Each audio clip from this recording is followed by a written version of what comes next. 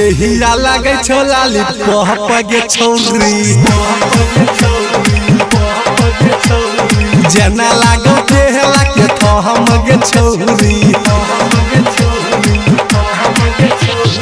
देहिया लागे छोला लिपहप गे छौरी जना लागो केहला के थहम गे छौरी या बेदिन हेने कुंडी लगा के मजा मार लेना तकिया लगा के याद संग ही चटाई बिछा के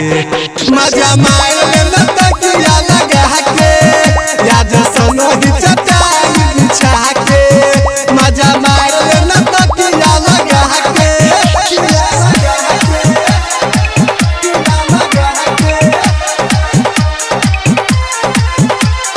डीजे विकास मिक्स रूपेश सिंह खेलपुरिया मटियार कला सीतामढ़ी मटियार कला सीतामढ़ी धह धह धह कहै तोहर जवानी या जनी लगाबे त छोड़ दे तो पानी धह धह धह कहै तोहर जवानी या जनी लगाबे त छोड़ दे तो पानी दूर जनी हाथ गे देहिया से सट दूर जनी हाथ गे देहिया से सट जेना मन करवो न सुताइले मजा मार लेना तकिया लगा के याद संग ही चटाई बिछा के मजा मार लेना तकिया लगा के याद संग ही चटाई बिछा के मजा मार लेना तकिया लगा के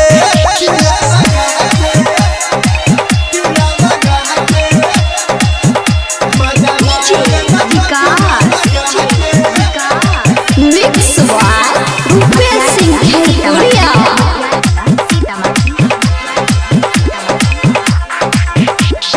बात मने छौरी गे जल्दी तो याद रूपे सबा के बात गे जदी तो भुलावे बात मने छौरी गे जल्दी तो याद कृष्ण के बात गे जदी तो भुलावे राही कर बादल तोरा के कहै छौ तो ये छौरी किए नै बुझै छी जना मन करवो न सुताइले मजा मार लेना तकिया लगा के याद संग ही चटाई बिछा के मजा मार लेना तकिया लगा के याद संग ही चटाई बिछा के